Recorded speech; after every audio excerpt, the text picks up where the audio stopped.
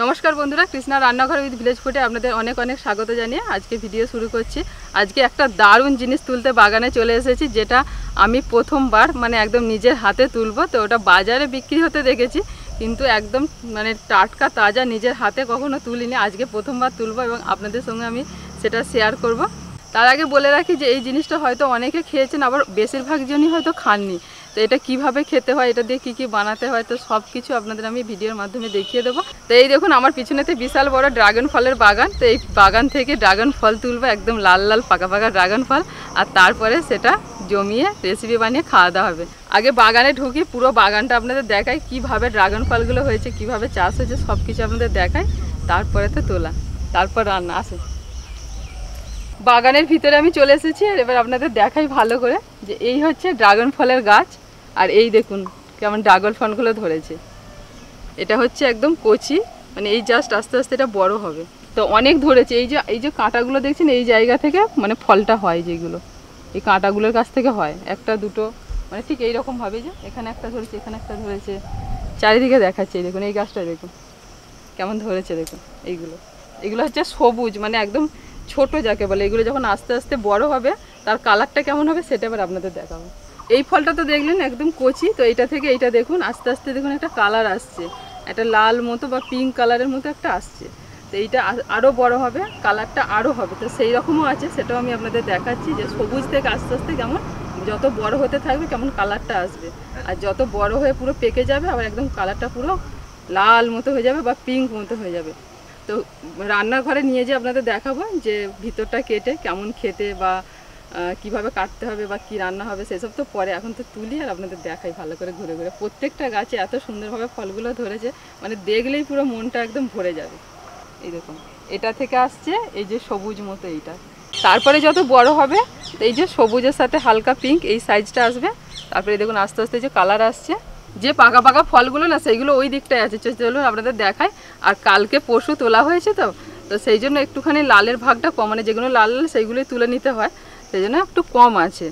আর পেকে গেলে না এগুলো রাখা যায় না, সাথে সাথেই তুলে নিতে হয়। তো বাজারে যখন দেওয়া হয় একটু একটু কালার আসবে, একটু একটু সবুজ অংশ থাকবে, ওনাদেরও একটুখানি বিক্রি করতে সুবিধা, কিছুদিন রেখে রেখে ওনারা বিক্রি করতে পারবে। ওই জন্য অর্ধেকটা দেখবেন পিঙ্ক কালার হবে, অর্ধেকটা সবুজ কালার হবে, তখনই কিন্তু এটা জিনিসটা তুলে নিতে হবে। আর বাড়িতে খাওয়ার জন্য কিন্তু অনেকদিন রেখে খাওয়া যাবে, ওই অবস্থায় নিলে। আর পুরোপুরি পাকা অবস্থায় নিলে, যখন পুরো পিঙ্ক কালার বা লাল কালারটা চলে আসবে না, সেই অবস্থা নিলে কিন্তু একদম বেশি দিন রাখা যাবে না, 1-2 দিনের মধ্যেই খেয়ে নিতে হবে, নাহলে কিন্তু নষ্ট হয়ে যাবে। এবার আপনাদের দেখাই যে যেটা তোলার মতো হয়েছে তার কালারটা কেমন।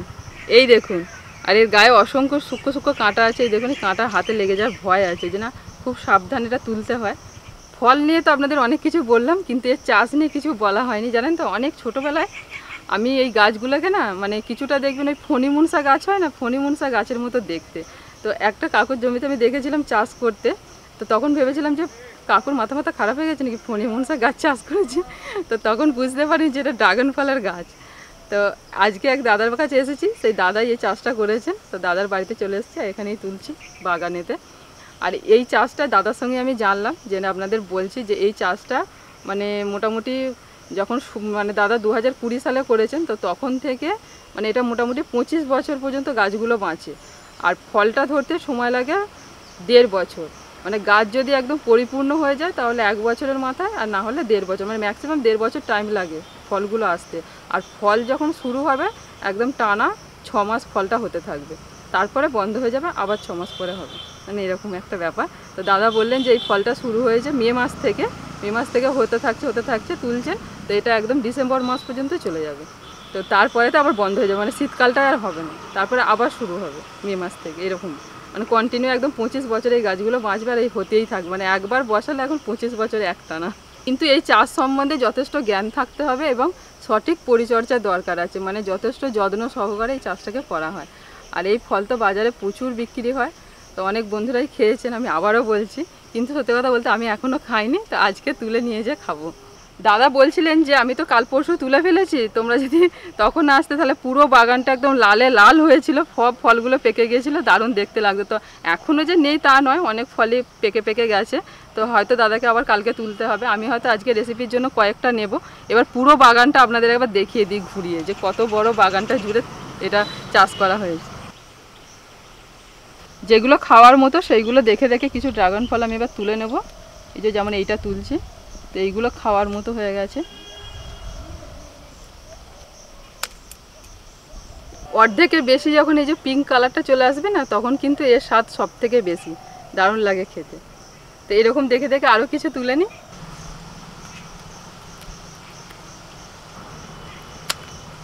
এই একটা তুলেছি, এরকম আরও কয়েকটা নিয়ে নিই।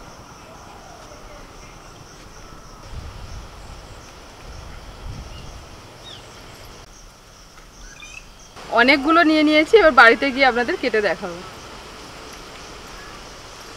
এক পেতে ড্রাগন ফল সাজিয়ে আমি একদম নিয়ে চলে এসেছি রান্নাঘরে। আর এই ড্রাগন ফল দিয়ে কী বানাতে চলেছি সেটা আপনারা দেখতে থাকুন। দারুণ খেতে হয়, দারুণ। কত সুন্দর ফুলের মতো লাগছে দেখতে।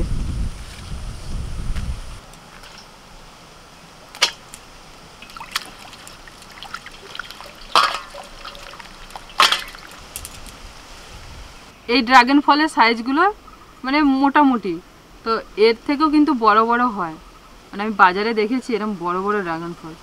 মানে গাছের উপর নির্ভর করে কেমন ফলটা হবে, যেখানে যেমন মাটি তার উপরে নির্ভর করে চাষটা হয়। এই দেখুন ভিতরের এই যে লাল অংশটা দেখতে পাচ্ছেন, এইটা হচ্ছে ড্রাগন ফলের যে শাঁসটা, এইটাই খাওয়া হয়। আর এতে যে ছোট ছোট দানা আছে, এই কিছুটা না সে কালো জিরের মতো দেখতে।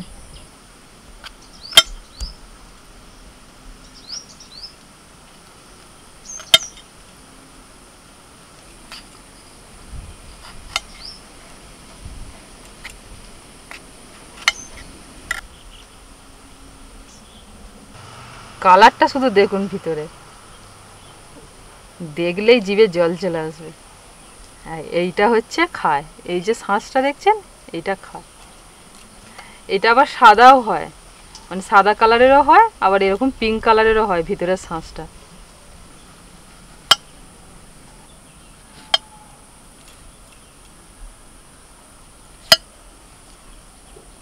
এই ফলগুলো যখন আমি তুলছিলাম না, এই যে কিছুটা লাল হয়েছে কিছুটা সবুজ আছে, তো আমি ভাবছিলাম যে হয়তো ভিতরটা মানে পাকা না, হয়তো ভিতরের যে শাঁসটা মানে কাঁচা মতো হবে, খুব শক্ত হবে।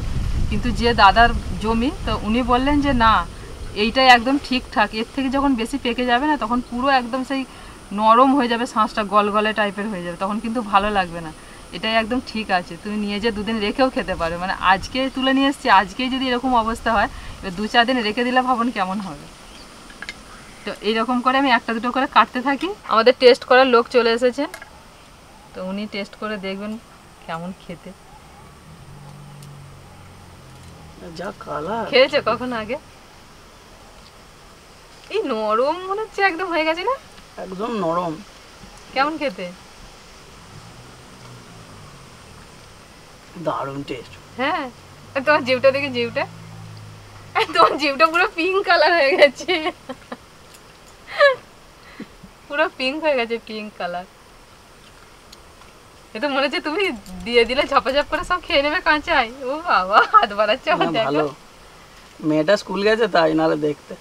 বর্ণিতা তো ও থাকলে ও তো সব একাই। এবারে দেখো স্ট্রবেরিটাকে কি করলো, জমিতেই খেতে লেগে গেছে।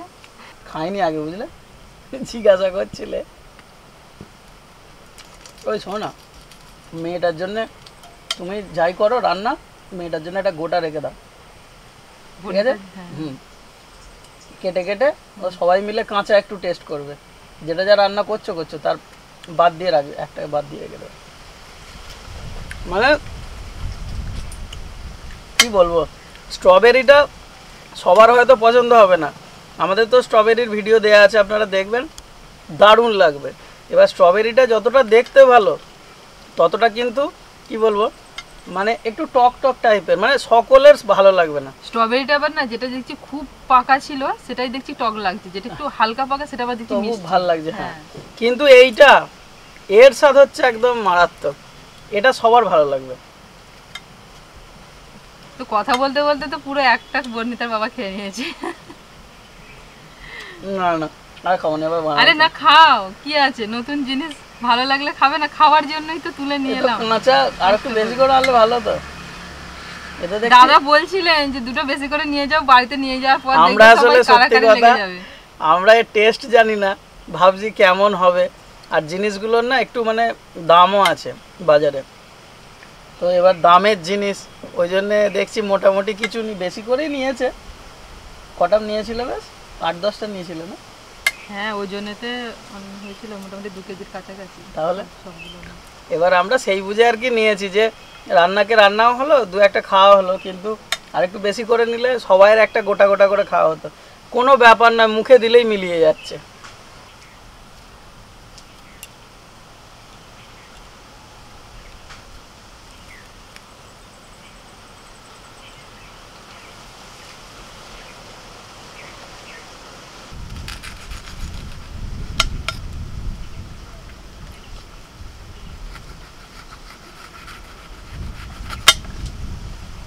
ড্রাগন ফল কিভাবে ছাড়াতে হয় সেটা তো আমি আপনাদের দেখিয়ে দিচ্ছি, ভালো করে দেখে নিন। তো এইভাবে ছাড়াবেন, এইভাবে ছাড়িয়ে নিলে ভিতরের শাঁসটা খুব সহজেই বেরিয়ে আসবে। উপরের কিন্তু খোসাটা বেশ শক্ত। কাঁচা অবস্থায় কেমন খেতে সেটা তো বর্ণিতার বাবা টেস্ট করে আপনাদের বলেই দিল যে দারুণ দারুণ খেতে।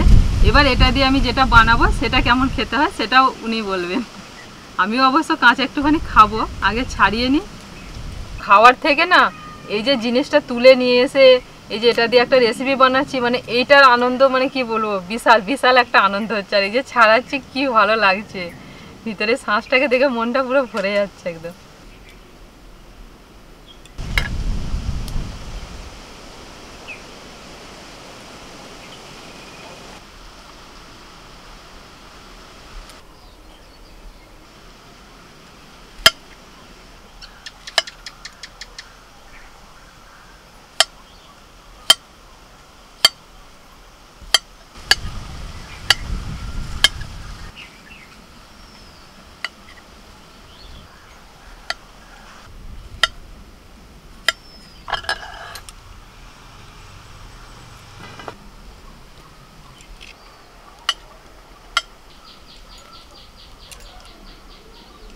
সেই হোলি খেলার মতো আমার দুটো হাতে কত সুন্দর কালার হয়ে গেছে, দেখুন মনে হচ্ছে যেন রং মেখেছি। 4টে ড্রাগন ফল আমি ছোট ছোট টুকরো করে কেটে নিয়েছি। তো এবার যেটা বানাবো সেটা এক্ষুনি শুরু করব। তার আগে আমি কাঁচা একটা খেয়ে দেখি কেমন খেতে। বর্ণিতার বাবা তো বললো ভালো। সত্যি বলছি একদম কী বলবো অপূর্ব খেতে। আমি এই প্রথমবার খেলাম, দারুণ খেতে। যেই জিভে দিচ্ছি পুরো যেন মিলিয়ে যাচ্ছে।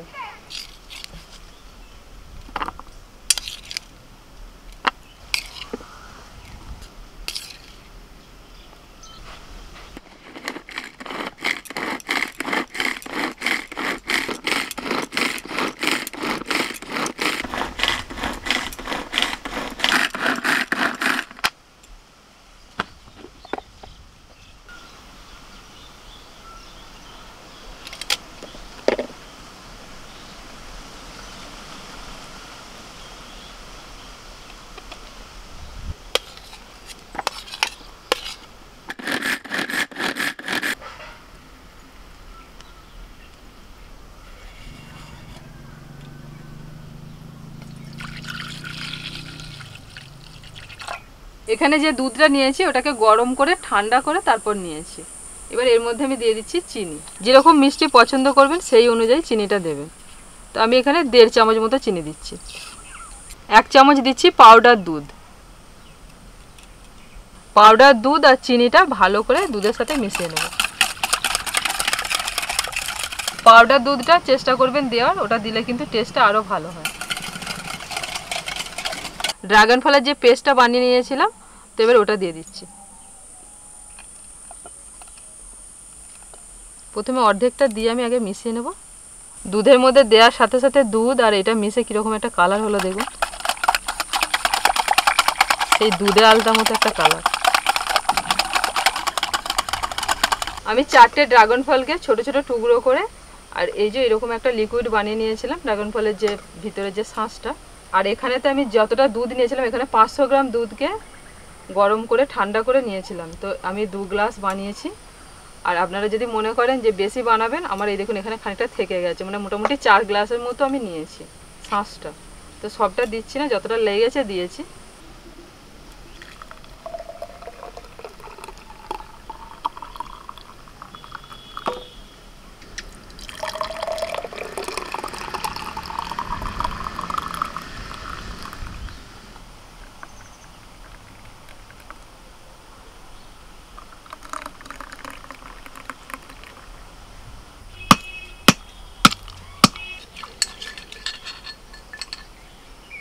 এবার এক টুকরো করে বরফ দিয়ে দেবো ঠান্ডা ঠান্ডা কুল কুল বানানোর জন্য।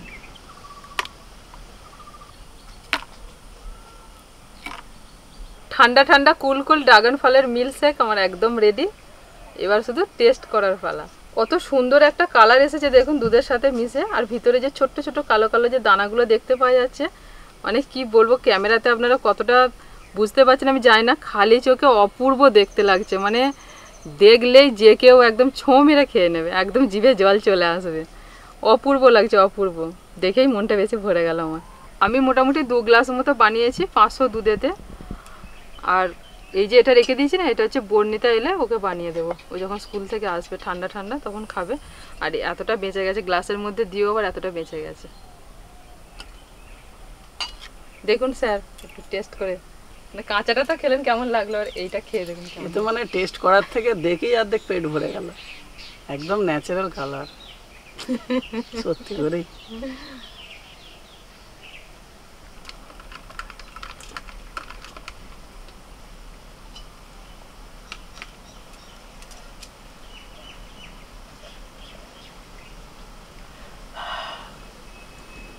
এক নিঃশ্বাসে তো অর্ধেক গিলাস শেষ করে দিলে। সবটাই খেয়ে নিতাম। এবার বলো আমাকে যে ওই যে কাঁচাটা খেয়ে বেশি ভালো লাগছিল না এটা কোনটা? এটাতে একটা তো মিল্ক ফ্লেভার একটা চলে এলো, কাঁচাও ভালো এটাও ভালো, কোনটা বেশি ভালো বলো না, তাহলে এবার মানে কনফিউজ হয়ে যাবো আমি। দুপুরবেলা একদম যেখান দিয়ে গেল বরফ টরফ দেয়া, তো যেখান দিয়ে গেল মানে শরীর মন সব ঠান্ডা হয়ে গেল। বুঝতে পারলাম যে এখান দিয়ে গেল সব গরম হয়েছিল, ঠান্ডা হয়ে গেল। এর টেস্ট কি বলবো, সেই একই কথা যে অপূর্ব হয়েছে, আমি এসব কিছু বলবো না, আপনারা একবার ট্রাই করে দেখতে পারেন। এমন কিছু ঝামেলার জিনিস নয়, বানানোও খুব সোজা। আর আমি শুধু একটা কথা বলবো, এটা অন্তত বানিয়ে যদি নাও খান, কাঁচা এই যে আমি যে অরিজিনাল যে ফলটা, মানে এই যে গাছ থেকে যে ফলটা পেরে নিলাম, আমার আছে সবগুলো আমি করিনি, এই যে এই ফলটা অন্তত একবার বাজার থেকে কিনে, মানে যেখান থেকে পাবেন সেখান থেকে নিয়ে বা কিনে খেয়ে একবার দেখবেন কাঁচা অবস্থায়, দারুণ খেতে। আমার ওটা আবার বেশি ভালো লেগেছে। আর এখান থেকে 1 চামচ টেস্ট করলাম, এটাও ভালো লাগছে, কিন্তু এটা আমার বেশি ভালো লেগেছে।